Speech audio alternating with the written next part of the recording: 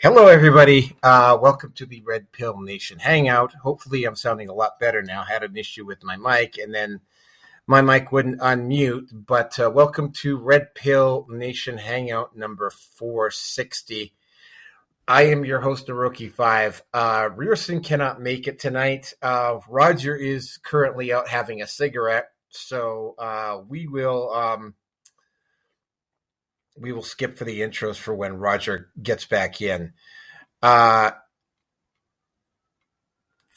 site news, yeah, okay. Like same as before. I have added links for both my Discord, my Kick, and my Twitch. Although I might not be on Twitch much longer. I will be adding more stuff as I go along. There is a very strong possibility here that I might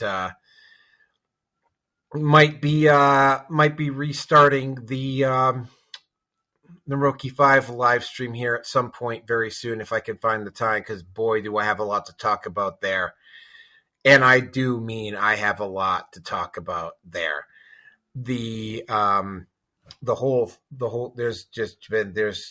there's a lot of stuff. I mean, I could do an entire episode just on the memes that I've collected over the past couple of months. So yeah, the Naroki 5 live stream is going to be making a reappearance here sooner or later. I just don't know when. Other site news, basically, as much as I would like to be doing this on a consistent day at a consistent time, my new work schedule does not allow me to just set one day of the week aside and just do it. Then I have to kind of spread myself out a little bit. So yeah, I will be jumping around to different days of the week. Apologies to the 3 people who actually listen to my show on a regular basis. Yeah, but I'm going to be moving. The day of broadcast is going to be moved around for a little bit.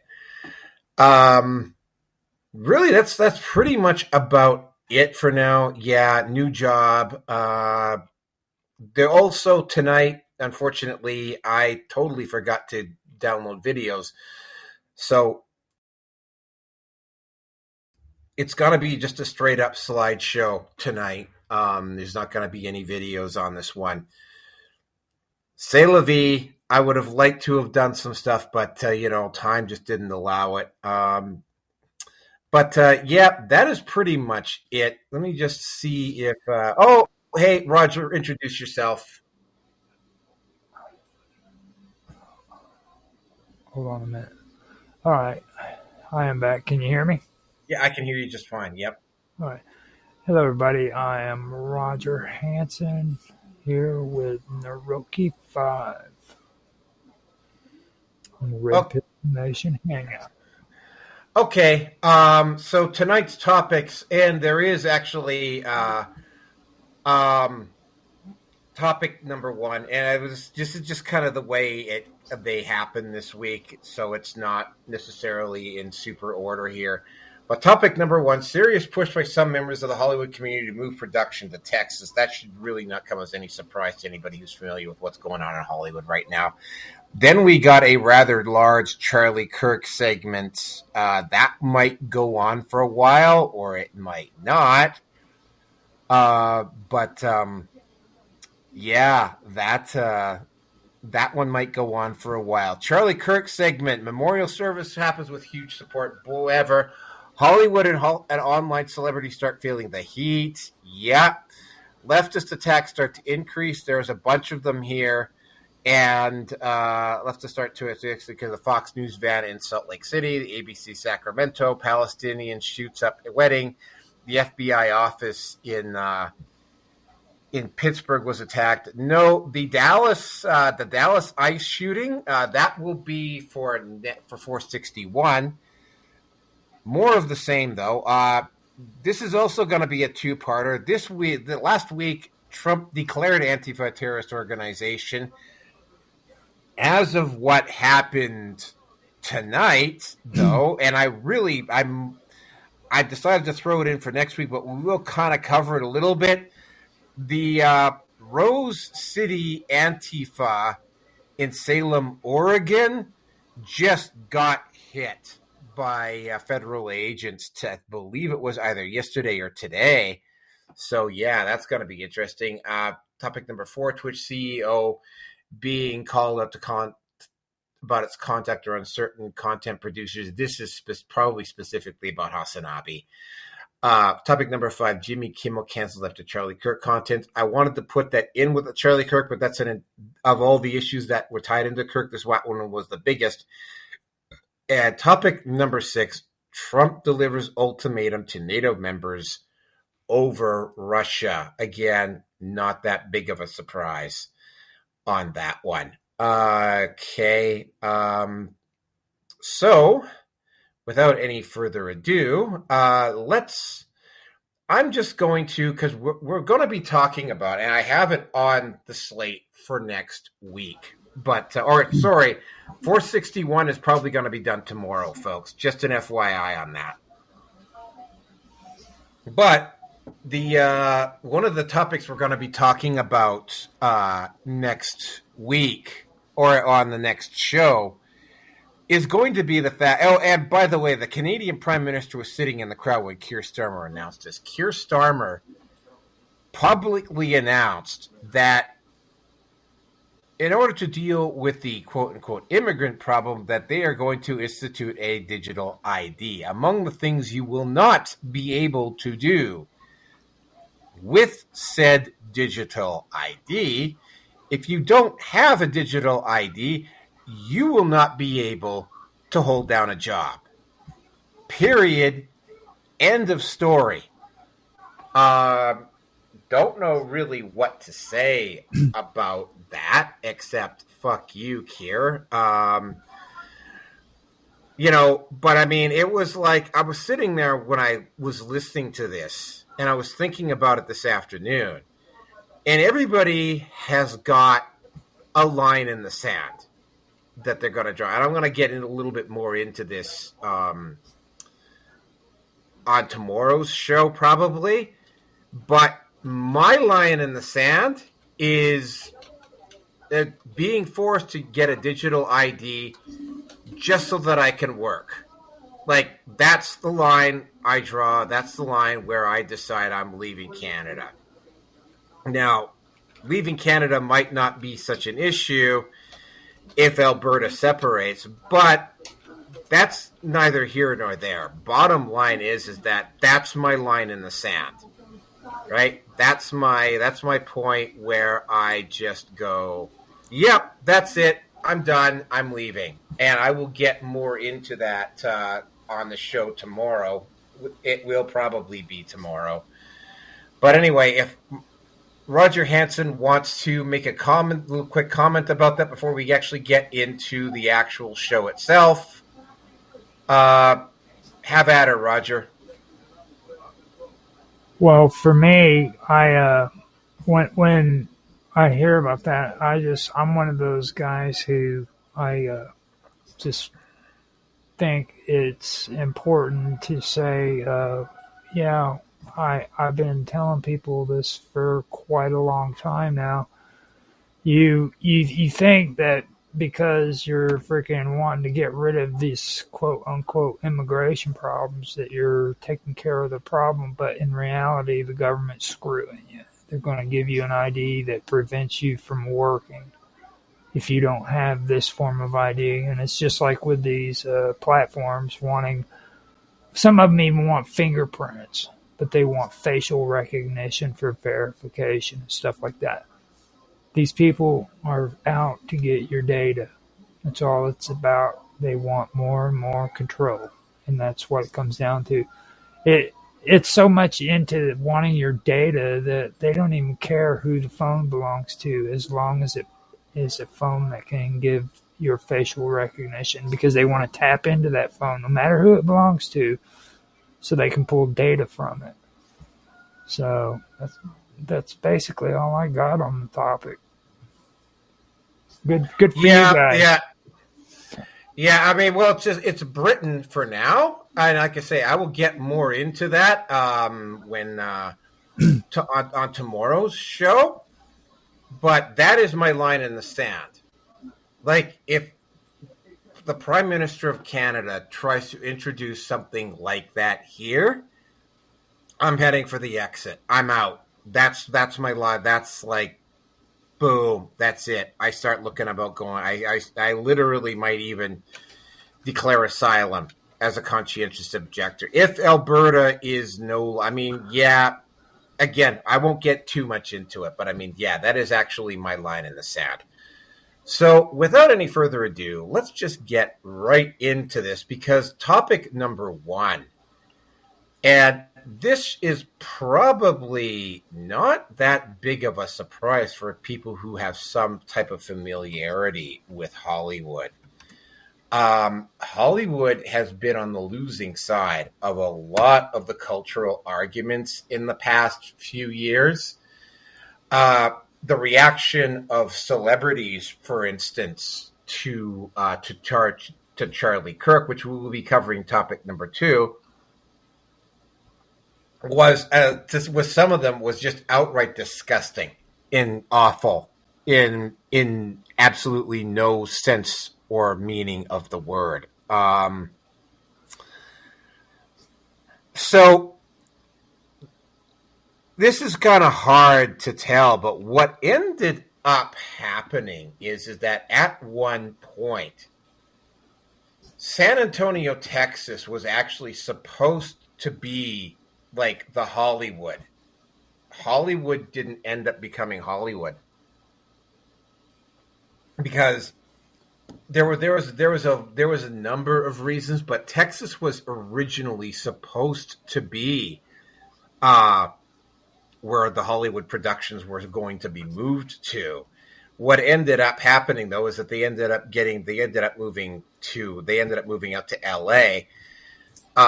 Some people will say it was the Jews. I just think it was it wasn't one specific reason why it happened.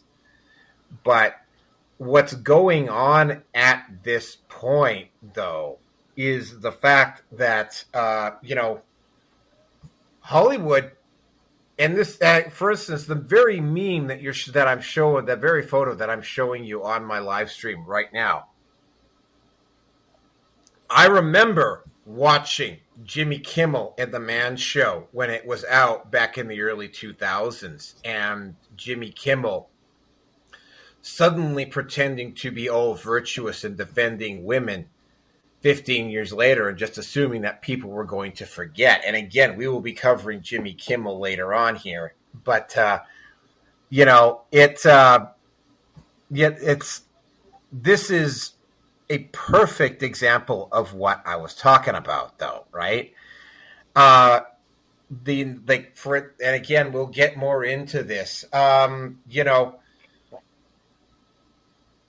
I could just go on and on and on and on and on about the number of shows that wokeness has killed. Henry Cavill, and the shows that, for instance, one of the things that happened because of Charlie Kirk is that The Savant, which was supposed to get released this week, they decided to postpone it because somebody at Apple TV actually read the room, put two and two together, and realized that a TV series where all of the villains are white conservative males is probably not going to go over very well. The Savant might not come back. Jessica Chastain's a little bit pissed about it, but I mean, based on some of the stuff I've seen Jessica Chastain do over the years, she's probably a fucking woke feminist, so fuck her, right? I liked her in Zero Dark 30. Everything else that she's done has been fucking feminist girl power shit. Oh, Molly's Game was also rather interesting as well. But, what can I say, man? You've got all of the stuff just with Disney. You've got woke stuff. Then you had all the woke celebrities like piping up when Ron DeSantis had put that bill in, which, by the way, was them backing defending the right of child fucking pedos to have access to kids in Florida is what it basically came down to. Other moments that stand out about Hollywood, Sundance Film Festival giving Cuties, a softcore kiddie porn movie, giving it an award at the Sundance to own the Republicans, which is just the absolute height of goddamn stupidity. The rounding of the wagons. What happened to Gina Carano, for instance? Like, I could go on and on and on and on and on and on and on. The blacklisting of Sound of Freedom. I could go on for a while about this. To absolutely nobody's surprise, certain celebrities in Hollywood are also pretty much have had it. Hollywood is dangerous. Hollywood is expensive, or LA is expensive. California, the state, is woke as fuck. LA is not, by the way, not the most left-wing city in the United States, but it's pretty damn close. The celebrity culture is really toxic. That's where what the hell was his name? It was P. Diddy. Yeah, that's where P. Diddy was doing most of his stuff. Mm-hmm. You also had Ellen. You know what? I could just go on and on and on and on and on. And it's no big surprise that celebrities, people in LA, are just getting sick and tired of it and want to move productions elsewhere. So there is a big push right now for people to move their productions out of LA and to Texas. It's not that I can really blame them. Here's the problem. Even like the film community in the city that I live in is not particularly huge, but it's also, although it much to my surprise, it wasn't as woke as I thought it was, but it is still woke AF, right? I talked to a couple of people who work in this community that had to keep their heads low to avoid, in order to keep getting what little work there is here for film production. And it's toxic pretty much everywhere at this point. And can I really blame them? I gotta point out, right? Like the film community in Texas is not a outstanding place of virtue. The film community itself is not an outstanding community of virtue and integrity, right? As I have found out, there's still a lot of problems within the film community. Wokeism is prominent everywhere in the film community, and it's actually, for instance, I had an event here with the film group that I run, where an individual that runs another film group in this town was for several years trying to undermine me just because he could. Not because I did anything to the guy, not because he disliked me, but just because, right? And I mean, I outlasted him, and I outlasted the group. But I mean, one of the guys, there was when one of the towns in Alberta decided to eliminate the rainbow crosswalks from its community.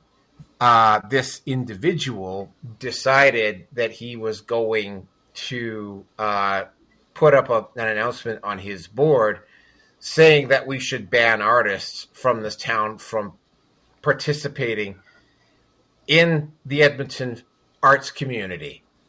And I seized upon that, and I decided I was going to call him out on it. So what I did is I posted up something at my film group saying, no, I don't participate in cancel culture. I don't agree with cancel culture, right?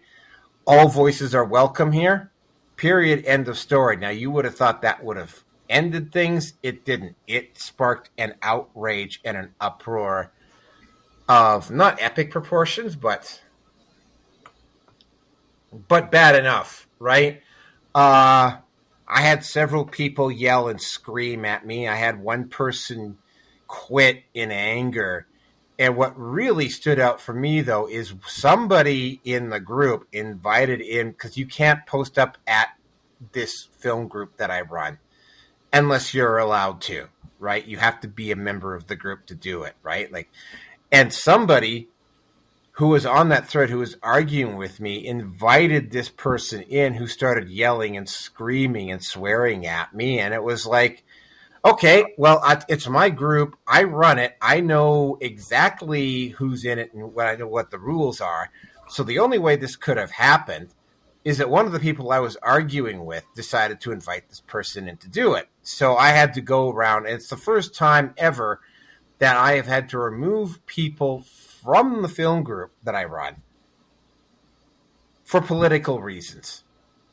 And I really hate that, because I want to say I want to be as inclusive as humanly possible, but it's I try to keep my personal biases and opinions out of the film group that I run, right? I use my opinions and my biases and that sort of thing for this. For instance, I don't even post up RPN content at that film group because that's not what it's for. And, it's unfortunate, but I had to go in and I had to ban literally everybody who argued with me, or even the people who knowingly gave a thumbs up to this guy who was yelling and screaming at me, because I wasn't sure who it was that had done it. Anyway, without any further ado, though, I'm done. I'm going to let Roger have his say. Well, when it comes to Hollywood, that is probably one of the most messed up topics you could actually ever talk about. I know I get frustrated with politics, and don't get me wrong. Politics today does pretty much piss me off. I'm disgusted with it. But the only thing that's worse than that is talking to people when it comes to Hollywood, because especially when it comes to the pedos. You'll find a lot of people in supposed alternative media, alternative platforms, even just streamers that love to talk about Pizzagate, and they love to talk about Epstein, and they love to talk about this person and that person, like P. Diddy. And the reason why they do it is because that is the exciting, fun thing to talk about. But when you have people who freaking do not want to hear the actual serious stories that are coming out of Hollywood about pedophiles, and they just cannot believe that their buddy freaking Charlie Sheen was a pedo who freaking molested Corey Haines. They just can't believe that. That's just not true.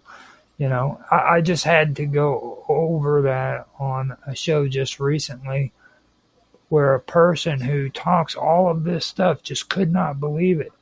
And then I also had a conversation with another person who was a gung-ho Trump supporter, conservative, always talking bad about pedos and all this shit. And freaking he, to this day, denies the fact that Michael Jackson was a pedo that molested Macaulay Culkin, and no telling how many other little kids who he invited to his mansion to ride on the zebra. These are the serious stories. These are the things that people should know about. You know what I mean? But and talk. They should want to talk about it, but instead they want to talk about this cabal, this underground secret society of pedophiles who are writing code words so that freaking they can sell a pizza and molest a couple of teenagers while they're buying that pizza. It's just complete nonsense. It's probably the most insane conversation that you could possibly have. I don't think Epstein is 100% complete mess up, because there's a lot of stuff there too, but people don't want to talk about it. It's just like Maxwell's daughter being involved in all of that. When you look at Maxwell and you look at his history, this guy had deep ties with the CIA, and he also had deep ties with MI6, as well as being really influential with Mossad. And he accidentally died by falling over the side of his yacht, which I find coincidental because Epstein, coincidentally hung himself in his jail cell.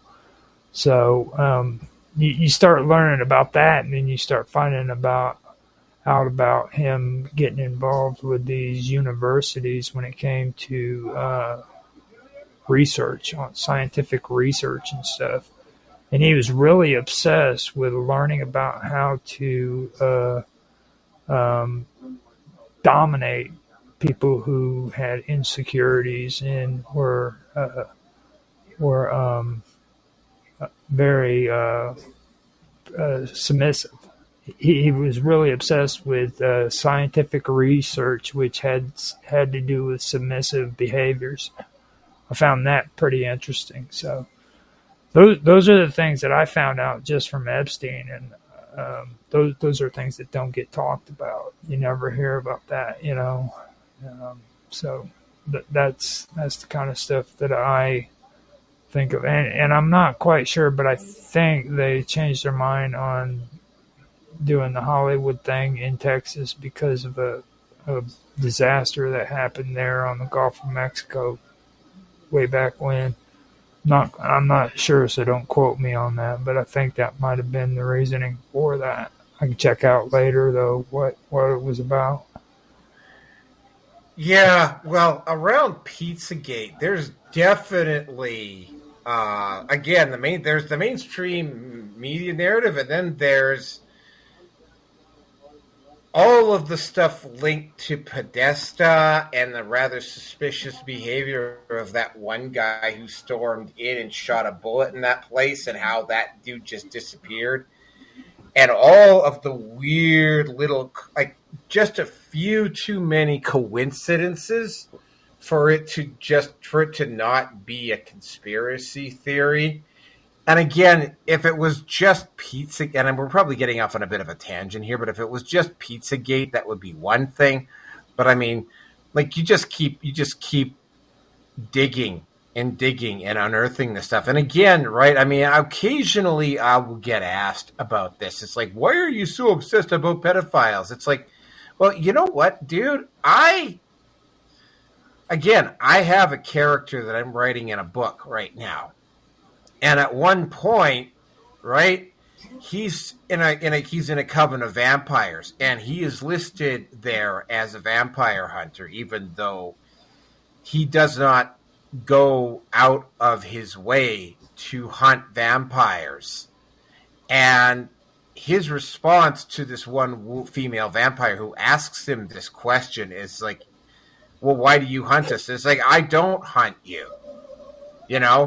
You just keep appearing where I happen to be, and you keep getting in my way, right? Every time there's a lot of stuff, every time there's something bad, there's a vampire involved, right? And it's like, I don't go around hunting vampires, but if they get in my way and if they try to kill me, then I'm going to kill them, right? It's nothing personal, right? If I was a vampire hunter, I wouldn't be sitting here in this building with you right now, right? But it's the same sort of thing with this show. I don't go around looking for pedophiles, right? I'm not a pedophile hunter. I'm not a pedophile tracker, right? I'm not a guy who has a disgust with kitty diddlers. But if you keep turning over stones and this keeps popping up, right? if you start seeing enough of it go on for long enough, you kind of have to go, yeah, you know what? Maybe I should be bringing some attention to this. You know, it's like I can say I don't go around exposing pedophiles, but yeah, they keep popping up. And they keep popping up specifically around Hollywood for sure. They keep popping up. But even in politics as well. But anyway, let's move on to the next topic but here. Hold up. Before you move on to there, let me point something else out too. There's a movie that was documentary that was put out in 2014 that I think should always be mentioned when that conversation gets up. It was called An Open Secret. Yep, I've seen it. Now, the reason why I bring that up is because An Open Secret was brought out, it was produced, and people put good money into it, and Hollywood point blank refused to use it. They blackballed it, and the only way that they can make it available to the public was to offer it for free. So you don't even have to pay for this freaking movie. You just go on the internet, type up An Open Secret, and you can watch it. Watch that, and it will blow your mind when it comes to this topic and what we're talking about. Just saying. Yeah, well, I mean, again, I want to talk about Open Secret. That Digital Entertainment Network started in the late 90s. Now, I had I was still living in Banff at the time, and you know, we get celebrities and high up muckety mucks that come through, and I ran into this one really creepy guy, and I told him about my interest in film. He was really kind of creepy, but at the same time, he was saying some stuff that was interesting, so I actually sat down and listened to him. And what he was talking about was about how the internet was eventually going to replace television as the main source of media, and that he was involved in this project in LA that was just shooting content for the internet. And he told me what its name was, and I didn't think anything of it at the time. It wasn't until I saw An Open Secret that it was like, holy shit, like this guy was tied into that. And yeah, like, yep, yeah. Dan Snyder, that's all I gotta say. Oh, actually, Dan Snyder was that quiet on set. Actually, that wasn't an open secret. But anyway, let's just move on to the next topic here because we're kind of getting off on a tangent here. So the next topic. Oh wow, this one is going to be big. We might be on this one for a while, or maybe we won't be because I mean we had to do a specific episode on. We had to do an entire episode on Charlie Kirk I think it was 458. But yeah, the story around Charlie Kirk continues. First of all, the memorial for Charlie Kirk in Phoenix, Arizona had 100,000 people. Like the stadium couldn't hold them all. They had to have overflow and had to have services. They had to have sit-down services at several churches, have it live streamed to those churches because so many people showed up. The whole thing, and again, this is what really disgusts me. The reaction of Hollywood and various leftists. Oh, well, that was a neo-Nazi rally. It wasn't Erica Kirk, literally said on stage, and she says, "I forgive the guy," right? And it was probably a very, very hard thing to do. And again, right, yes, there was a political element to it. And once again, the mainstream media took serious hits for misrepresenting the facts. And again, right, I have a feeling that the mainstream media is probably going to have to face some heat here fairly soon about this because it's they just keep lying and they lie about lying and they lie about lying about lying, and it's just and not to mention that I believe there was a couple of bomb threats aimed at the service, and they also caught a guy impersonating a police officer at that event. And there was also rumors that a bunch of leftists were going to try to go in and shoot the event up. Obviously, they caught them or they prevented them from doing it or whatever. But I mean, yeah, like there was inside the stadium, it was very target rich. Elon Musk and Donald Trump shook hands and made up. I didn't watch the event myself, but, a far cry from burning down cities the way that happened with BLM. And, oh, by the way, yes, we will be covering that on 461, because the moment Trump moved on Rose City Antifa, which I believe was either yesterday or today, I mean, George Soros, literally simped the fuck out and publicly disavowed terrorism, almost immediately. But that's for tomorrow. The celebrities involved, some of them, of course, we had the usual suspects, Rosie O'Donnell, George Takei, whatever. There were a lot of celebrities that just had absolute meltdown. There was also some guys like Chris Pratt that actually came out in support of it. But, Angela Jolie had a meltdown. There was a few of them, right? A group of people, again, like I was just talking about topic number one, just a group of people that are seriously out of touch with what is going on in the rest of the country, right? And that just keeps being demonstrated time and time and time again. Then, of course, you have the leftist attacks, and there was a few of them. Somebody put a bomb under a Fox News van in Salt Lake City, which was caught and detected. Somebody actually the guy was caught, by the way, took a gun and shot up the ABC affiliate in Sacramento because it wasn't going to air Charlie Kirk. And it was like what? You got to be kidding me, right? Is that some kind of a joke? Then you have a Palestinian talking about. I'm wondering if that was was it a Jewish wedding or something? Hold on a second here. Was that a Jewish wedding or something?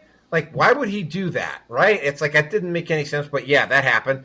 And then of course somebody took a car and tried to smash through the gate of the FBI office in Pittsburgh. And by the way, yeah, we will be doing the Dallas ICE attack. And of course, the way the media, once again, has gone out and lied about the shooter and tried to pass him off as a MAGA Republican, just like they did with Charlie Kirk shooter. And are being, once again, right, it starts out, the lie gets a long ways out, but once the truth catches up, they end up losing a lot. And again, the media just continues to get pie on their face. And of course, last but not least, we can't talk about the two biggest pieces of human garbage out there. Destiny, literally on Piers Morgan, although he didn't laugh like he did with the Trump assassination, I mean, he did try to deflect the blame of what was happening back onto the conservatives. And again, right, Andrew Wilson and Jack Posobiec were there to really call him out. I mean, he went so over the top, though, with his rhetoric that even Anna Kasparian turned on Destiny. Anna Kasparian lost her patience with Destiny.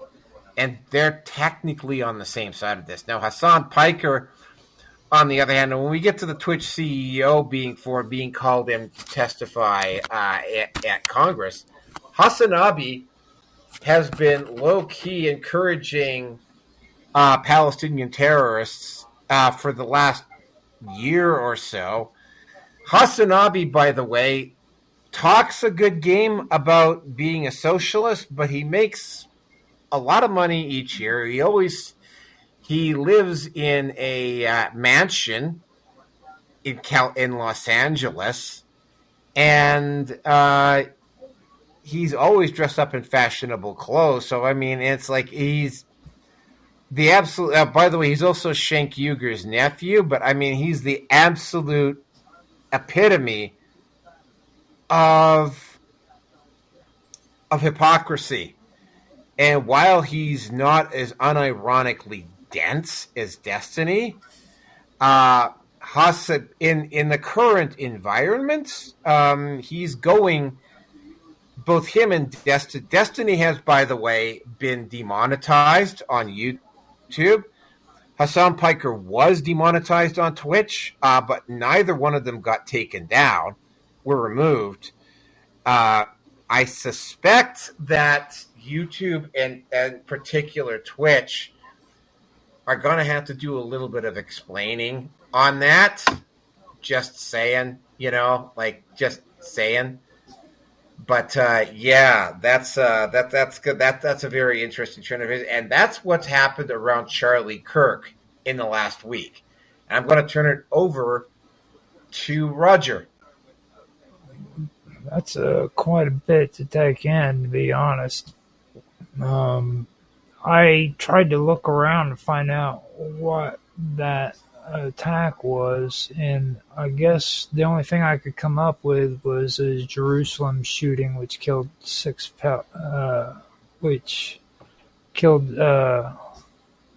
people at a bus stop. I haven't found anything that's talking about any kind of wedding or anything of that nature. I think it was a pro-Gaza protester, or whatever, who shot up a wedding. I don't know if it was a Jewish wedding or not. He killed one person, and literally a whole bunch of people rushed him and held him down. Mm-hmm. But again, I don't know the circumstances of the wedding or why he would do that. But yeah, it is out there somewhere. Well, when it comes to all the other stuff, like the whole, we're still on the Charlie Kirk segment. Yeah, right? we are. Yeah, we are. The memorial service thing was a trip, because I remember last time we were doing a stream together, you were showing the rallies that were taking place over in England.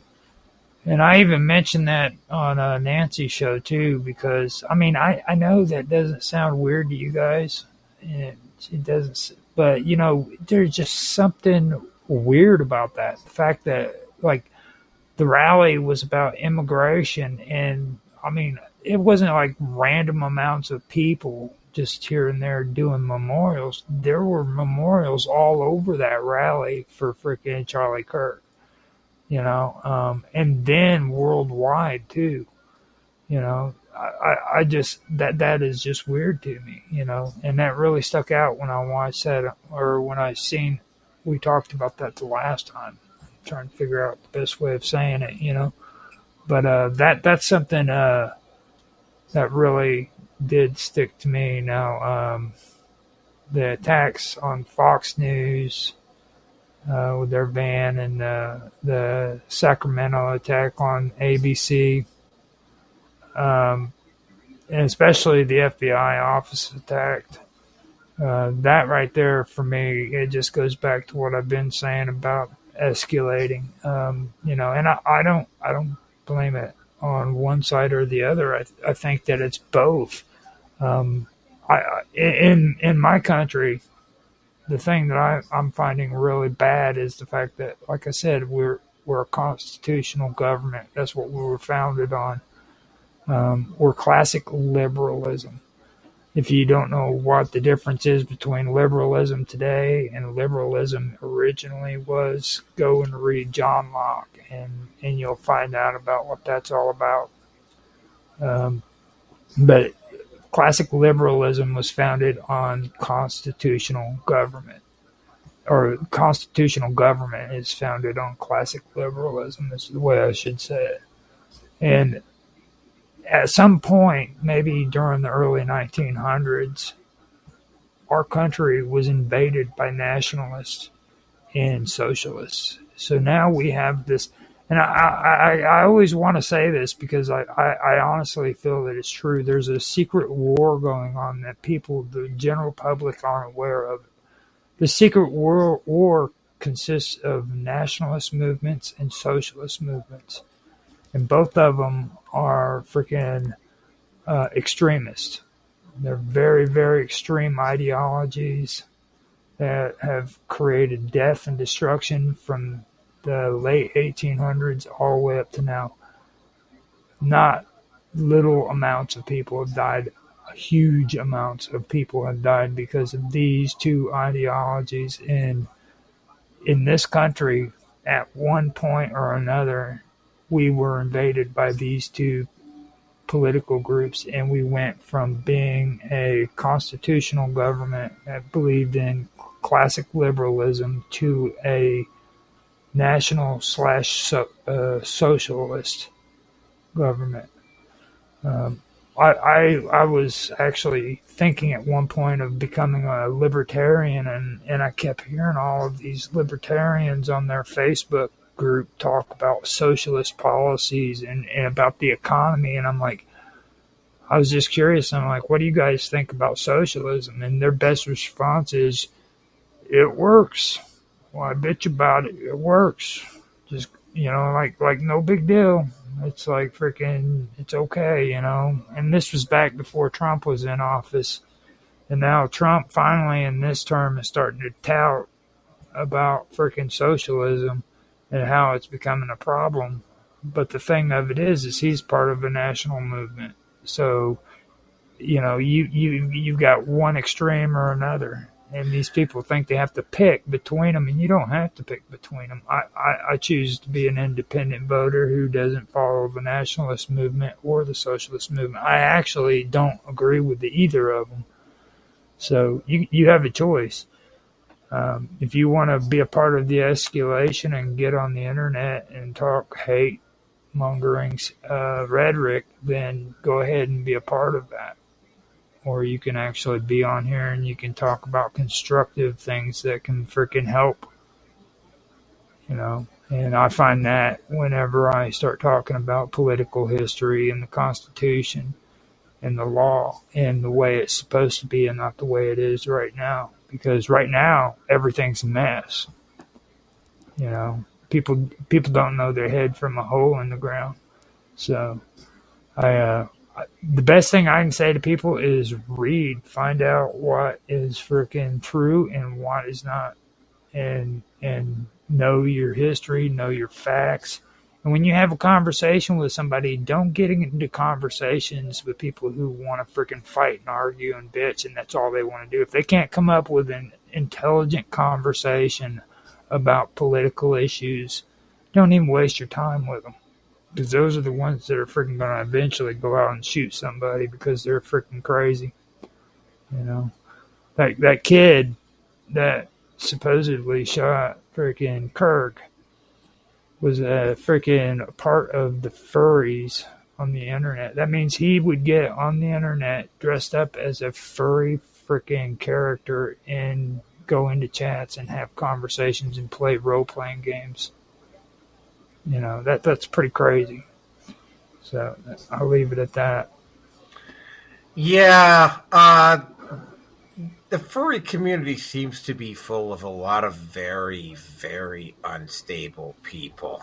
As for yeah,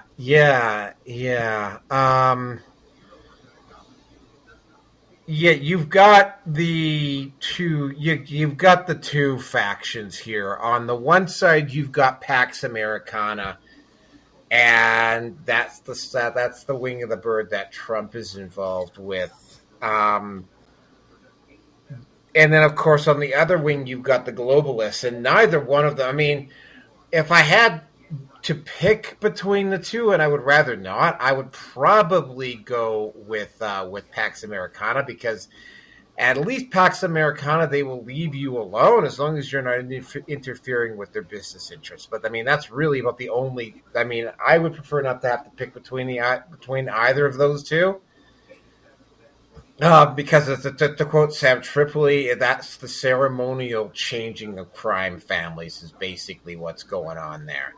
But anyway, and I will also say this. While I've generally agreed with Charlie Kirk, I am also an atheist, right? And I'm also starting to see, and by the way, they never fully disappeared, and they're starting to make a comeback now, but the fundamentalist Christian right has attached their car to this new wagon that's coming, and they're not prominent right now, but just remember, at one point in time, right, with feminism, for instance, like the misandric, man-hating feminists did not own or dominate feminism for the longest time. They just kind of quietly took over, right? I mean, it might not happen right away, but give it in 10, 15 years' time, right? I mean, the right is going to be just as bad. And basically, you're just going to see it flipping around again is probably what's going to happen here. But yeah, given enough time, you're going to see that faction on the right, like the actual full-blown white supremacist, Christian fundamentalists, Bible thumping, Jesus is the only way, and blah, like that particular type of crowd. You're going to see that crowd make a comeback. You are. Although it's not happening, it's obviously not the case right now. But again, right? People said that about feminism. Oh no, those man-hating feminists, they're never going to run the show. Well, guess what? Now they are. Right? So there you go.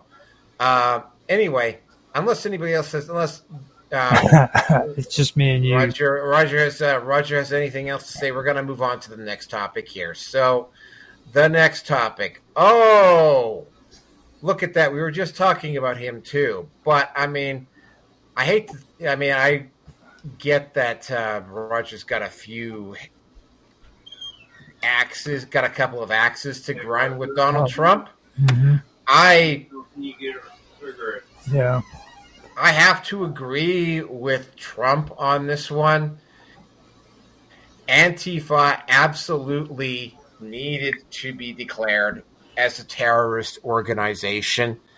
Of course, I saw all the Antifa crowd on Threads making a bunch of grandstanding, but I got to point out, it was Antifa that caused, with Antifa and BLM, that caused most of the damage back in 2020, right? And in particular in Portland, they were able to get away with a lot of stuff because not only were they very large and very organized, but they also had the deadly combination of having both the state and the municipal government basically agreeing with them and allowing them to do whatever the hell they wanted. That is not the case anymore. Like, Antifa was clearly harassing the employees at the ICE facility in Salem, Oregon. And, they also participated in the riots that were taking place in LA. And as much as some people dislike Trump, something had to be done. George Soros and the Ford Foundation and a few other billionaires are quite clearly funneling money, and this is basically almost like it's effectively a criminal organization, except their goal is to destabilize the United States.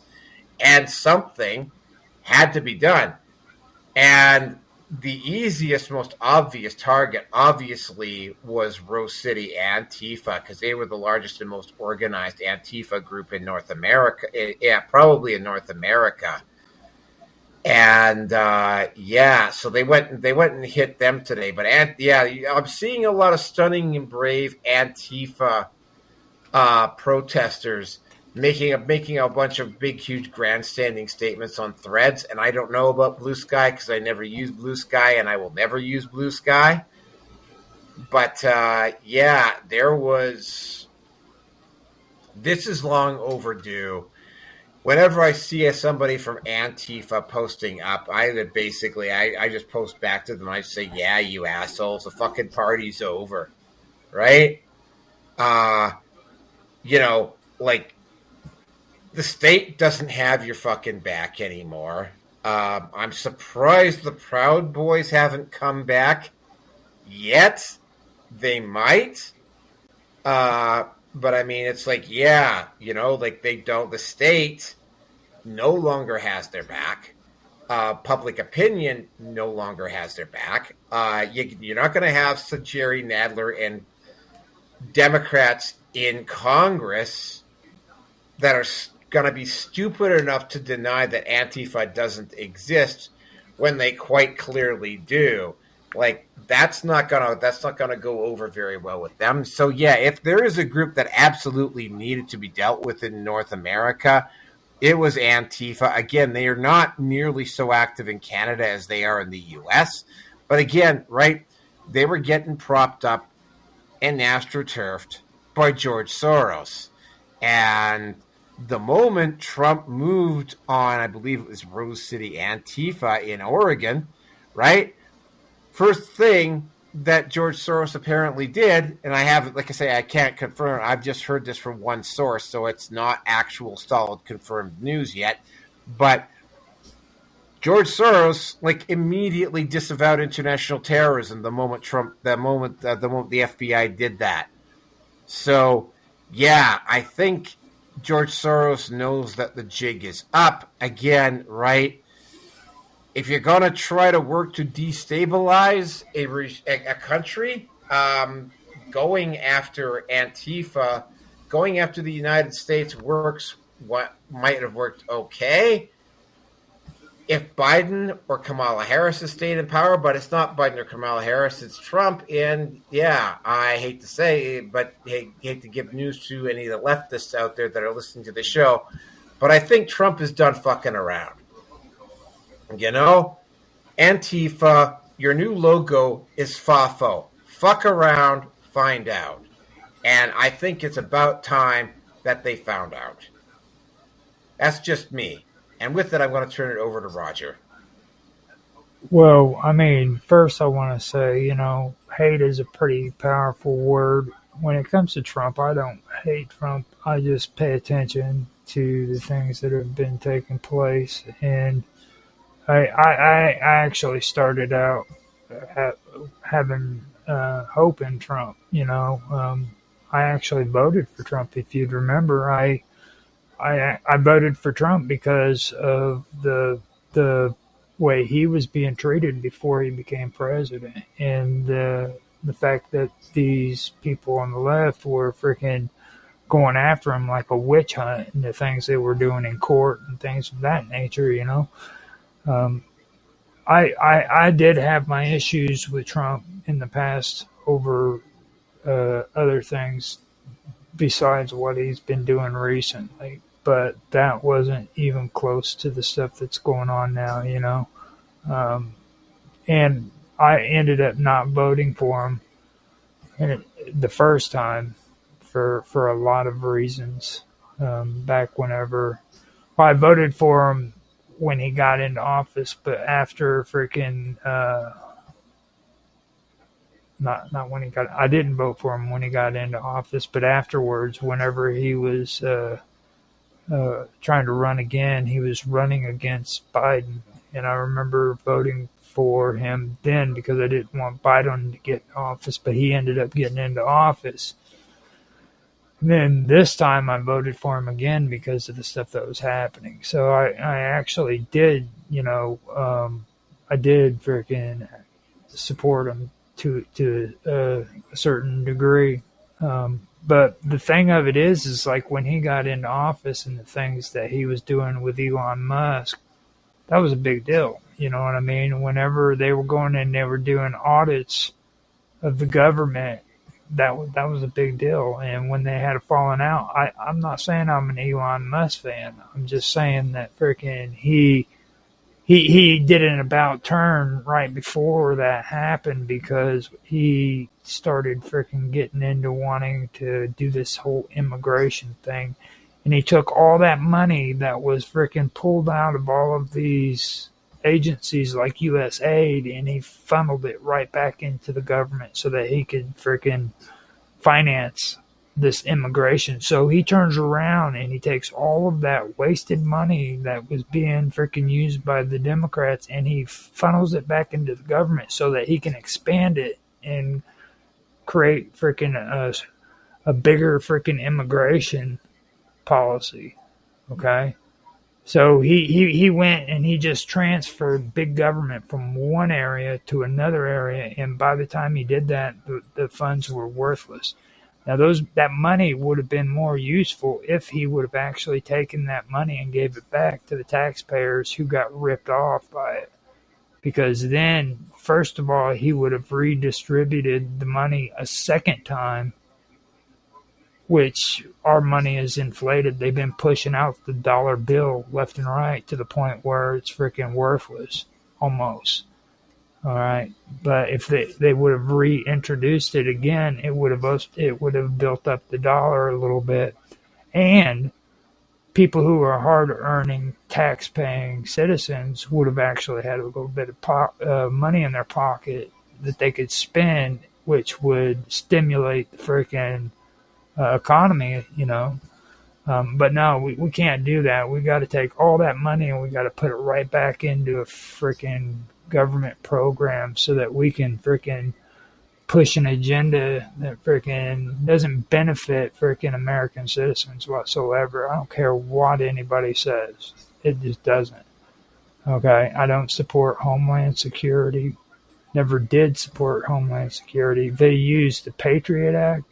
They used Homeland Security, and they freaking did that so that they could go in and invade people's freaking houses, ship them off to Guantanamo Bay, guilty or not, put bags over their head, and then freaking make them wait before they could determine if they were freaking terrorists or not. So there were innocent people sitting in this freaking camp with a bag over their heads, sitting in a freaking cage, until freaking the government decided. And this was before Trump.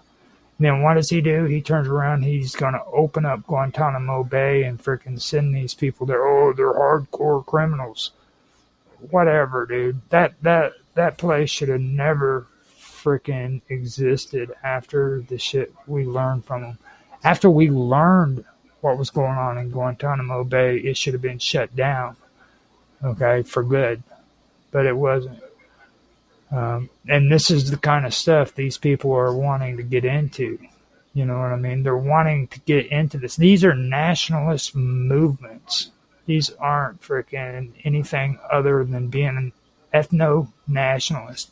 And that's what all of them are about. They're all about freaking your ethnics.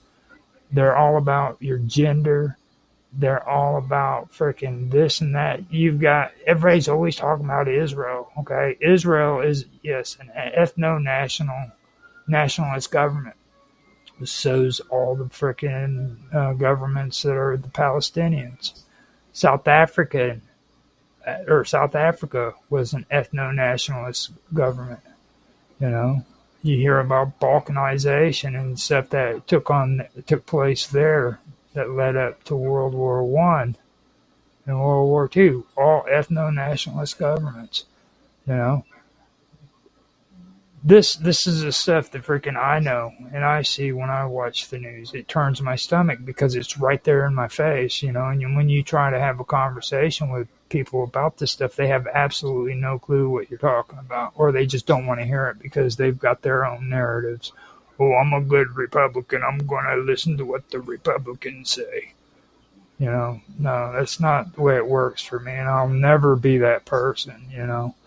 Um, so I don't have that hatred for Trump. It's the things that he started doing when it came to that. Now, Antifa has been an illegal organization since the anarchists became an illegal organization back when they tried to bomb Rockefeller's headquarters. That was well over 125 years ago, I believe, or maybe a little bit less time. But from that time, to my understanding, anarchist movements have been illegal for most of the Western freaking governments since that. And with that, if you don't believe me, check out the anarcho-syndicalism groups that were taking place, and what those are all about. So I don't really understand why people are all of a sudden saying, well, we've got to make, Antifa a terrorist group. They've already been declared a terrorist group. And that's not even an argument, you know what I mean? Anarchy, I used to think of myself as an anarchist when I was younger. I'd listen to freaking the Misfits, and I'd listen to freaking, Sid Vicious and all of them cool dudes, Johnny Rotten, and get into the whole punk scene.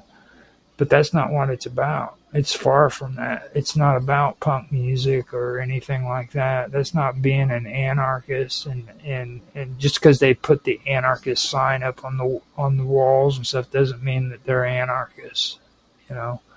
Anarchists is completely the opposite of that. Their ideology is pretty close to the freaking socialists. As a matter of fact, they merged at one point with the socialists, but the socialists kicked them out because they were too extreme.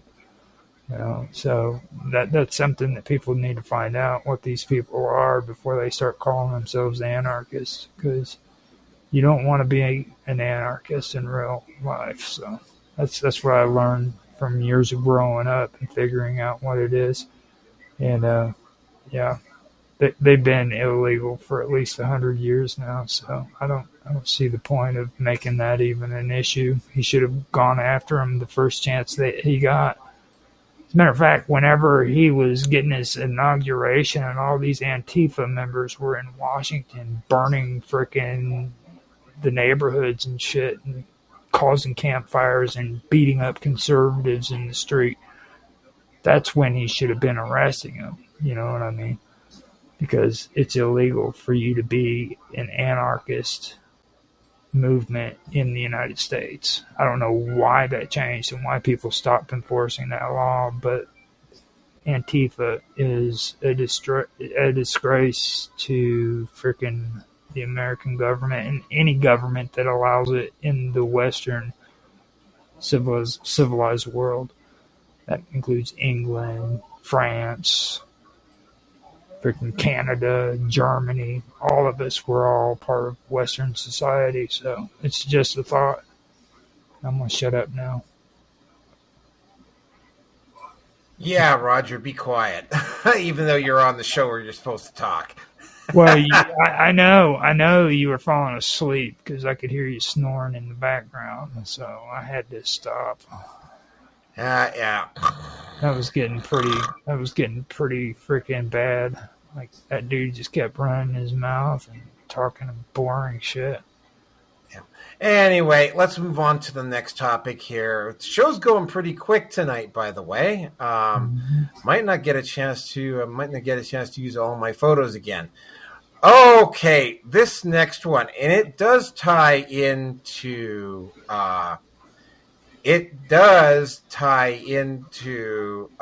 topic. It does tie into Charlie Kirk. And again, right, it is kind of hard to not notice, for instance, but Twitch, and by the way, we had a conversation at the end of the previous show about how Twitch has been conducting their business. and about how, I mean, well, I will probably continue to live stream on Twitch because what the hell, right? Under no circumstances am I going to make it my main channel ever. Uh, but the see what again, and you can see because it's the guy on the on the camera right now. It's the guy on the right. Hasanabi is one of the biggest content producers on Twitch. Okay, Twitch is and isn't as censorious as YouTube.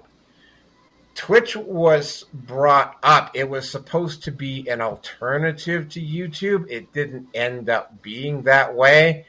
I mean, for instance, they never save any of my videos. They don't archive them or anything like that, which kind of makes my presence on here pointless. But what's happened is that the CEO, because specifically, and Hasanabi, there's a few other streamers on Twitch as well that have been openly calling for violence and being pro-Palestinian and you got to keep in mind here when it comes to me and the whole Israeli situation, I don't have a dog in that fight. You know, do I think the Israelis are squeaky clean? No, I think that Hamas was allowed to storm into Israel to a great degree. I have no idea how Netanyahu has managed to stay in power. At the same time, though, when Hamas stormed into Israel, it would probably not have been a good idea for them to A, take hostages, and B, just start shooting people up because they happen to be Jewish, right? Like, both sides in this have stuff to be concerned about. And again, right, from the river to the sea, Palestine should be free. And this is, I'm not gonna lie about it, man. Like, that is a direct call for genocide of the Israeli people. Like, there's no other way around it. Now, Netanyahu is. Oh, by the way, Netanyahu also had some rather suspicious reactions to Charlie Kirk, which I haven't really covered very much, because I think Charlie Kirk kind of had some suspicions about what was going on with the government of Israel. But I mean, yeah, don't the see. And by the way, this is also like, I mean, Susan Wojcicki. I mean, the CEO of Google got called in to testify, but Susan Wojcicki was never forced to go in and testify in front of Congress about how YouTube was practicing a thing. But I think a lot of it has to do with the fact, and Hasanabi is just the most prominent face, but there's a lot of Twitch content producers that, and again, I don't know because I don't watch Twitch very much. Open calls for violence, and Twitch has not lifted so much as a finger to stop it. And yeah, I think given, again, right, this new crime family that is currently operating in DC doesn't take a liking to it very much. So yeah, so now the CEO of Twitch has to testify in front of Congress about how he's been conducting his business. And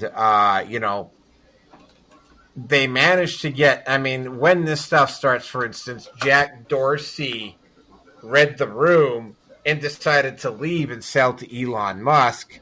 Mark Zuckerberg backed the fuck down. YouTube changed their mind and then unchanged their mind about, although I'm currently waiting to see if my old YouTube channel does get restored. That'd be a bit of a shock if it did now, because they changed their mind. But it's like, yeah, Twitch, though, has not actually responded in any kind of way. They've been pretty much leaving Hasanabi, not so much anymore, but for about a week for about a week and a half or so, they pretty much left Hasanabi. Hold on a second. I don't know what it is about, and this might just be a bit of a sidebar discussion, but every time I went to see, again, right, I went to see The Long Walk because I read the book, and it was a decent movie. But unfortunately, when I go to a movie, I usually have the hot dogs. I don't have the popcorn, because every time I have that movie popcorn at a movie, I end up I have a dry, scratchy throat, and I will have a dry, scratchy throat and irritated esophagus for like a couple of days afterwards if I have the cinema popcorn. But that's just an aside. Yeah, Twitch has got some Twitch has got some explaining to do, and the CEO of Google and the CEO of YouTube, and at some point, I'm gonna have to imagine that the folks running Reddit are gonna have their feet put to the fire as well. But yeah, like all of these leftists. Oh, Quora, there's another one. Quora's got a very leftist bias as well. Oh, and let's not even get started about Wikipedia. Like the CEO of Wikipedia has openly declared that he's a fucking leftist, right? And Wikipedia has taken a huge hit to its credibility by doing that. So it's like, yeah, you're like seeing all of these people, but I mean, like if you're going to have people on your platform and you're not going to crack the whip on people that are openly calling for cultural and political violence in the name of whatever on your site. By the way, open calls to action are not protected under the First Amendment. You have freedom of speech, but if you make open calls to violence or open calls to kill someone or open calls to cause harm or destruction or interfere with another person's pursuit of life, liberty, and the pursuit of happiness in the U.S., you are violating the First Amendment. So, yeah, Twitch has got some explaining to do in this regard. And, yeah, the First Amendment, although there will be lawyers that will attempt to try to say that the First Amendment protects him, it actually doesn't. And with that, I'm going to turn it over to Roger. Right. So, on that, I've been curious about this whole thing about YouTube because I've been hearing it going around. I haven't had time to really check out the true story on it, so I went ahead and kind of shot it up there and seen what it said about this whole thing that happened with YouTube. So here, I'll read a little bit of it. It's not too long. But well, actually, it's going to be covered in 461, but go ahead. In September 2025, YouTube's parent company, Google, responded to an investigation by the House Judiciary Committee regarding censorship and its terms of service. The company admitted that the Biden administration pressured it to remove content and agreed to reinstate accounts that had been banned for expressing political speech related to the COVID-19 pandemic and the 2020 election. Now, Congress subpoenas the committee led by Chairman Jim Jordan subpoenaed Google for information about its communication with the Biden administration and internal records. Now, when it comes to government pressure, In a letter to the committee, Google acknowledged that repeated and sustained outreach from Biden administration officials to remove content that did not violate its policy was unacceptable and wrong. Policy shift. In response to the oversight, YouTube announced it would offer previously banned accounts an opportunity to return to the platform. This action reflects a broader shift among major tech companies to address allegations of political censorship. Now, when it comes to third-party fact-checkers, Google told the committee it would not use third-party fact-checkers to label or remove content, an issue raised by Republican lawmakers in their long-running investigation. Now, when it comes to this repeated and sustained outreach from Biden administration officials, I've also heard that it was mentioned in the letter that these people were not just outreach, whatever they call it. They would get obnoxious, hateful calls from people who are government officials talking like freaking wild men or wild women, freaking calling them all sorts of hateful names and stuff in their freaking CEO's office. You know, these were high-ranking people within freaking Google that were getting these phone calls from these politicians who are supposed to behave in a professional manner, okay?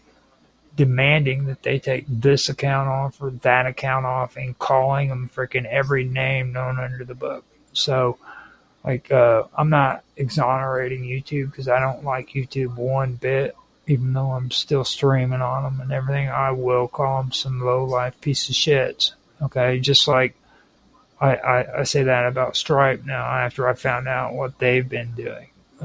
They're freaking horrible. They go through and do that same censorship shit with monetization. You know, they just, and it doesn't even matter if you freaking monetize or not on a platform. They want these platforms to show the data of every person who is on their platform so that they can determine ahead of time if those people are eligible for monetization or not, supposedly, you know. So I don't agree with that. And they're all doing it. It's horrible. And I suggest that you don't freaking support the stuff. You don't sit there and be a part of it. Don't think that you can get involved with any of these people and actually do something that pertains to that kind of thing. I do my streaming and I do my editing and my videos. I do it because I enjoy doing it. If something comes out of it, then fine. I'm cool with that. But I don't plan on becoming a millionaire off of it. I've actually started a series called Untethered, and in one part of it, I have a episode once out of 12 episodes. 4 out of 12 episodes called The Internet's a Scam, dude. Which I point blank proved to everybody that they're freaking idiots if they don't think the internet is a scam, because it is. There's no way you're going to make more money off the internet than what you invest into it. It will always win. That even includes the price that it took you to pay for the computer that you freaking have. Okay? All of it. So, with that, I'm going to shut up again. Yeah, shut up again. All right. That's right. I can't get too serious on these shows because people are freaking not going to like that. They want to hear us talking about sex and stuff. Oh, well, unfortunately, Rearson can't Yeah, no. Can't do his gimp suit thing at this point because he's in a public he's staying at a public hostel at the moment. Might get some strange looks, with the gimp suit and everything. The aliens are leaving him alone too. The aliens might consider abducting somebody other than Rearson, but apparently they're not going to do it. So there's that. By the way, technically, I mean, just being honest, Canada hostile, shouldn't he be wearing a gimp suit? Yep. Anyway, also by the way, new sponsor, Trump Busters, and this is specifically for the people who have terminal TDS and see Donald Trump everywhere, even in places. And yeah, I've seen a lot of this on social media. Like people will drag Trump into everything. Are you one of those people who just sees Trump everywhere?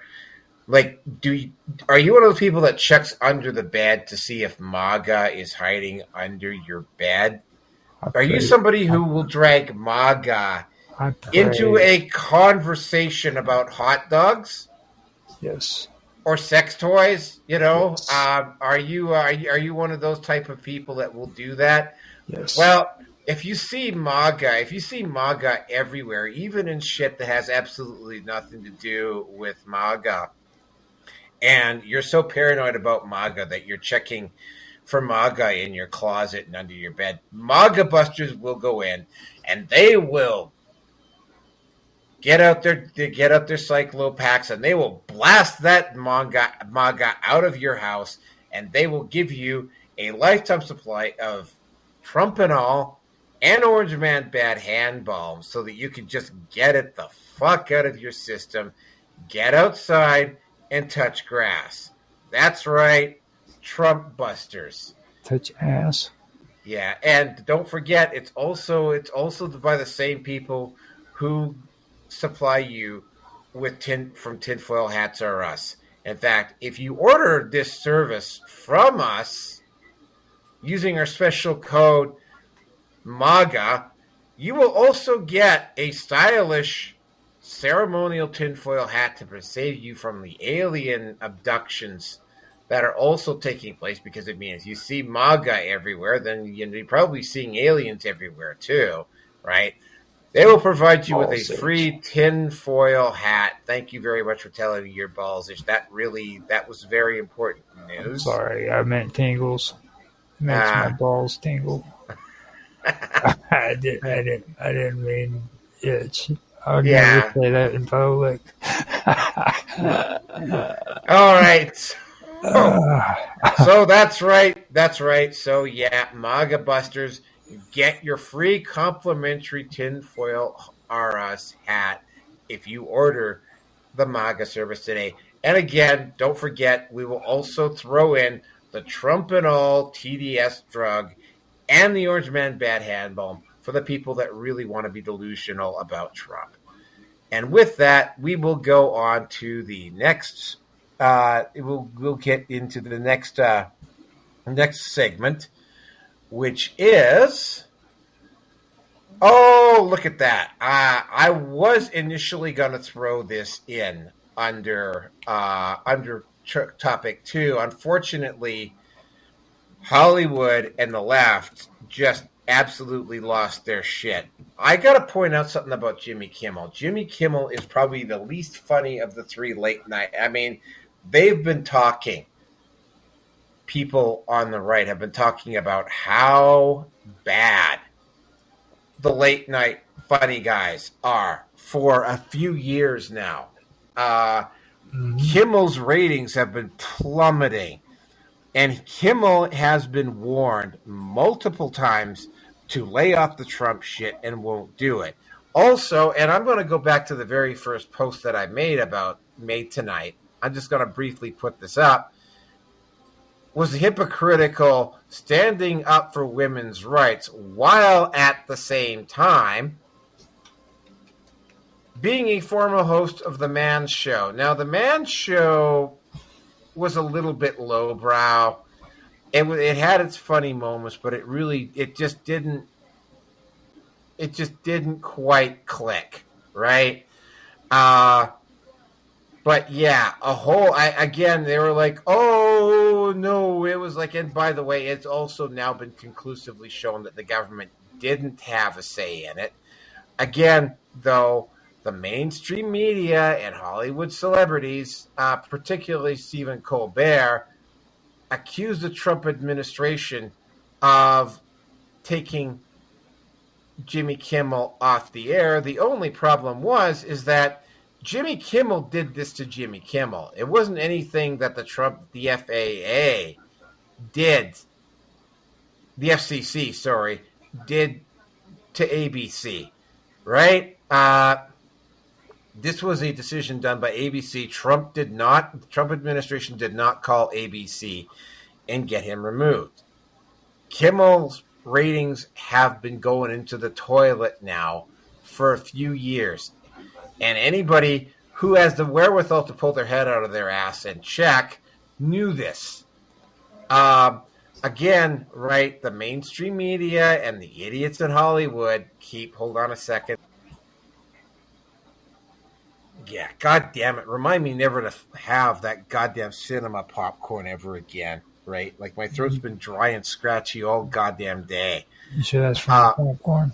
Yeah, no, I don't know what it's like down in the U.S., but the cinema popcorn, when I have it here, and it's just with the major movie theater complexes, right? Like their cinema popcorn always ends up causing me to feel like a little bit nauseous. And like every time I have popcorn at the movies, not because there is a couple of smaller movie theaters that use different style of popcorn, but the stuff that they're ordering from, I guess it must either be the butter or it must be the popcorn itself. But whenever I have the popcorn at the movies, which is why I have the hot dogs, it always ends up causing my throat to be like scratchy and irritated for a day or two afterwards, which is why I generally avoid the popcorn.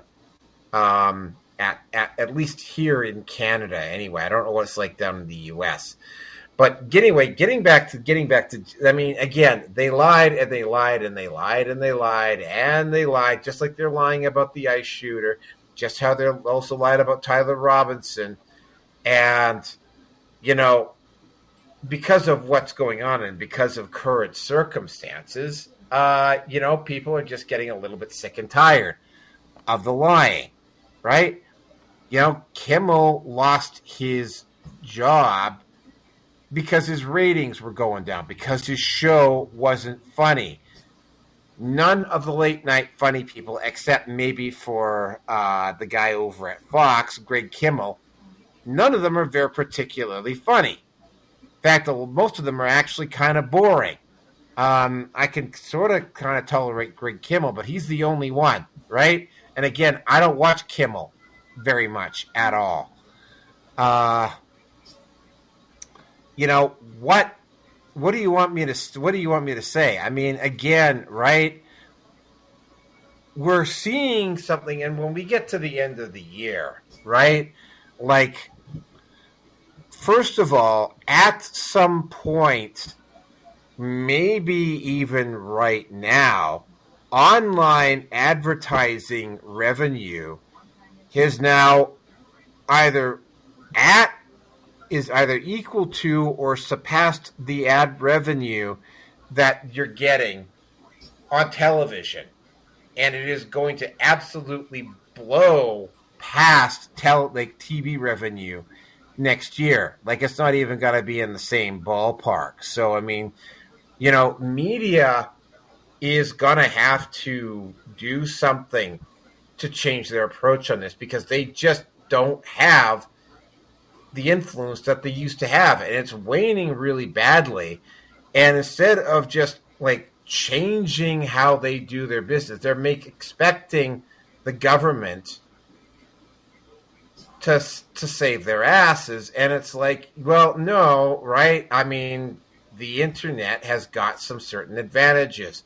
One of them being, for instance, this show, we're not confined by language police. We're not confined to having to stay and get everything into a 30-minute time slot. We got the time to pontificate about this and talk about Grierson wearing gimp suits and tinfoil hats and the fact that, V, for some strange reason, likes to bang land whales. I mean, he doesn't look particularly good in a onesies, and we can talk about that quite freely on the show, and we can also advertise for the Fagwar 6969, right? With the special vibration attachment for women, and the fact that it comes in pink, bright pink, powder blue, and 69 shades of brown. So it's like we can talk about stuff like that here. We can't do that on television, right?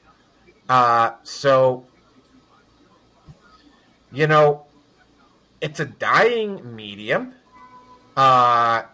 These guys aren't funny.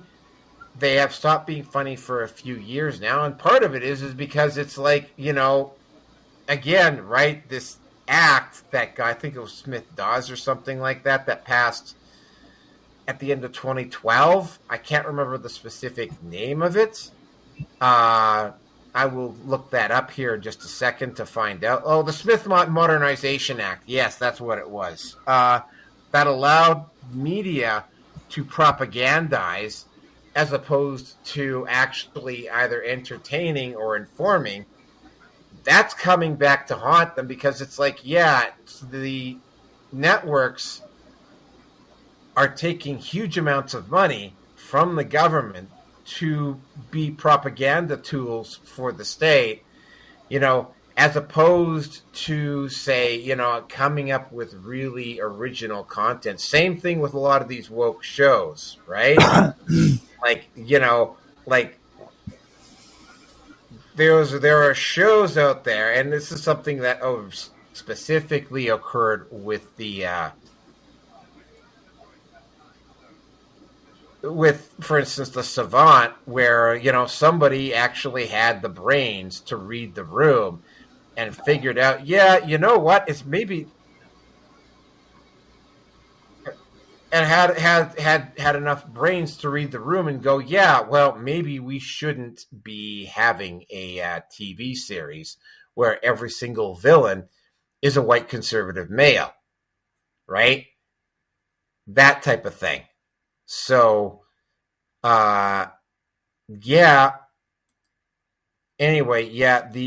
and by the way, he was only suspended for a day and then he came back. And then, of course, what happened is that a bunch of leftists came on and gloated about it and by the way, we will also be talking about this N461.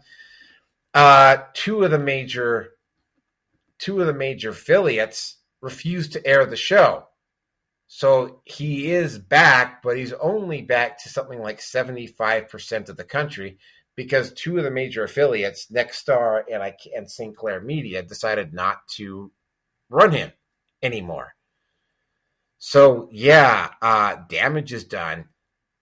Jimmy Kimmel is on life support, and we won't even necessarily get into the other issues that Jimmy Kimmel has or his hypocrisy. But there's a lot going down here. I have a bone to pick with cancel culture. I think both myself and Roger have both been victims of cancel culture in one form or another. So I've got very mixed feelings about it, but it's like at the same time, having been a victim of it, and seeing people on the left finally having to deal with the problem, the amount of sympathy that I feel for someone like, especially for a guy like Kimmel, is exceedingly limited. And with that, I'm going to turn it over to Roger. All right.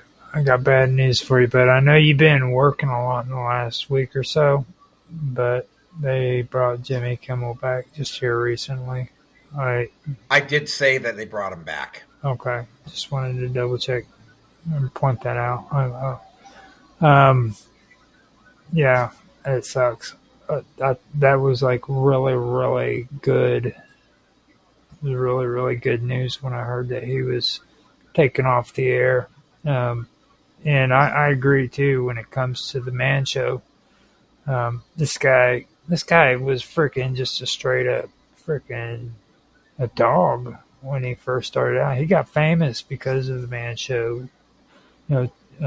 Chicks on trampolines, and when it comes to like how he was with kids, I remember he had this one little fat kid. He'd have him go out on the street and just act freaking inappropriate and rude to everybody, and he would have him freaking videotaping him. The kid couldn't have been no older than maybe 13 years old. And he just thought it was just so funny, stuff like that. And now all of a sudden, he's supposed to be like the guardian of freaking women and freaking he cares about children, And I understand about his freaking child's health and everything. See, the difference between me and Jimmy Kimmel is I'm not going to say something hurtful about a man who's just murdered. Just like I'm not going to say something hurtful against his son who freaking took and was treated because he got donations from these liberal groups, and that's why he touts all of his progressive freaking bullshit, is because he's a sellout shill who freaking only reason why he's on television is because freaking he's getting paid freaking push propaganda saying that it's freaking comedy, But you're not going to hear me say that, because I'm really glad to know that, his son was able to be treated and the bills got paid for by these special interest groups who took care of that for him. It's better than having, a child die because of freaking a fatal illness. But see, that's the difference between me and Jimmy Kimmel. Jimmy Kimmel has no dignity. He has no ethics. He freaking is just that same freaking pervert on the man show who freaking loves to see girls on trampolines. But now he has to be dignified and pretend like he's somebody he's not so that he can get a paycheck. That's what it is with him. It's what it is with a lot of these guys who are like that. I hate freaking comedy so much now, and I used to love it. I used to love watching Saturday Night Live, and now freaking I find out that they were the biggest of all the shills out there. They were the ones who were pushing all that freaking that leftist bullshit from the get-go. And this goes all the way back. This is even before freaking this whole woke thing. They've been doing it since well into the freaking late 80s, early 90s. I never even thought about it. It was still funny at least. Now when you get on here and you watch these late night shows, it's not even worth watching because it's taking pot shots at somebody politically. It's like that's supposed to be funny. Yeah, no, it's not funny. It's Greg Gutfeld is the only one that I can kind of tolerate. Gutfeld. I mean, the thing of it is I'm gonna start freaking installing a lot of stuff Gutfeld does. You know what I mean? Because freaking I've been noticing people freaking. I mentioned Gutfeld on Censorship Sucks. Now they're always talking about Gutfeld. And I'm like, dude, freaking that's not even cool. That was my idea. I love Gutfeld because he is funny when it comes to political jokes, you know what I mean? And he's not crazy like a lot of the other people are. But when he puts out a topic and he just says, go, and everybody has to talk, I love that. He'll throw his topic out and he'll say, go. And then everybody will say, and there's a couple of other people who did it before, but not like Gutfeld. He's cool about it, because he does it in a funny way. So I'm thinking about doing that eventually. But yeah, you're right. He's a real comedian when it comes to that stuff because he does it with freaking dignity and freaking he's got ethics. when it comes to that shit. So I'm just gonna shut up so we can get on to the last topic because we're at the good spot actually. This is where the good politics come into play. NATO and Russia. Oh, yeah. Last topic of the night. Yep. All right. So let's get into the last topic of the night because this one might actually go on for a while. Mm-hmm. It might go on for a while or it might end fairly quickly.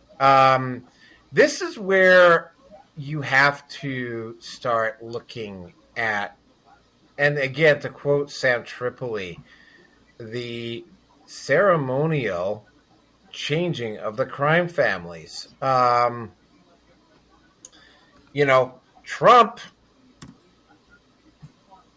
had to have known that this whole thing with, there's no way that Trump or people in the Trump administration did not know about the Azov Battalion and about the reasons why Russia had to intervene in eastern Ukraine because of the actions of, and by the way, social media. I literally had my account suspended on Facebook twice for posting up stuff about the Azov Battalion.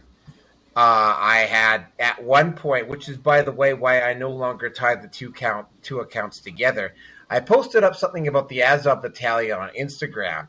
And I had both my Instagram and my Facebook suspended at the same time within about a day of each other.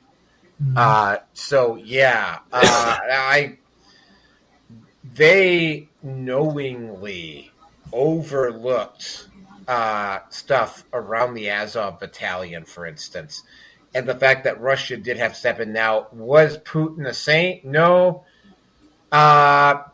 Putin's political rivals had a very bad habit of becoming unalived around Putin, which is the same thing.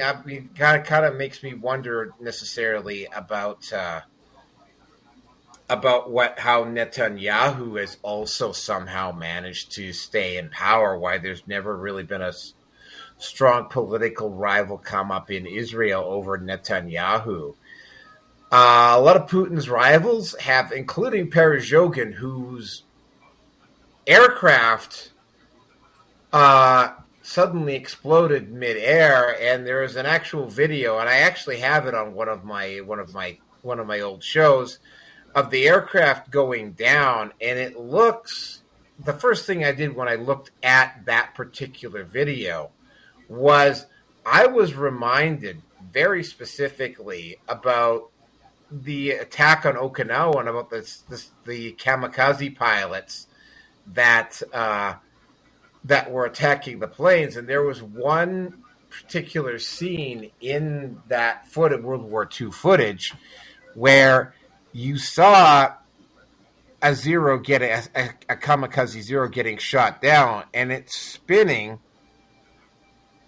the same way that Perezhogin's plane was spinning when it came down.